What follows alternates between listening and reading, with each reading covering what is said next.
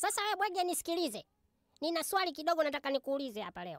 Hivi ukimwangalia kasuku, unamuona ndege au kasuku ni mtu? Haya nipe jibu. Dissolve! Dissolve. Ndio yule ambaye yule mwenye mabawa anaongeaga yule. Huyo mnoko hivi. Ana maneno mengi. Mnoko. Ndege fulani mnoko anaongea huyo. Aha, basi kama ndio hivyo, jibu lake nishajua. Kasuku sio ndege, kasuku ni mtu. Kasuku ni mtu.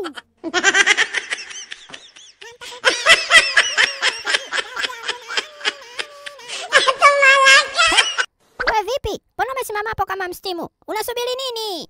Wewe dogo, shida yako ni nini kwani? Mimi kuna mtu namsubiri. Endelea na shughuli zako, acha kunizingua. Na kuzingua nini wewe? Sasa nisikilize. Kuna swali nataka nikuulize. Hivi wewe una akili au hauna akili? Nijibu kama una akili. Mimi ninazo akili wewe. Hivi unanionaje? Haya uliza swali lako. Uliza. Yai moja ukilichemsha linaiva kwa dakika 5.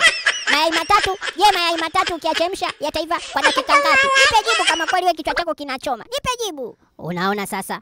Nyie watu wengine ni wakugonga makonzi. Yaani umeshasema yai moja linaiva kwa dakika 5. Alafu mayai matatu unazidisha. 5 mara 3 yataiva kwa dakika 15.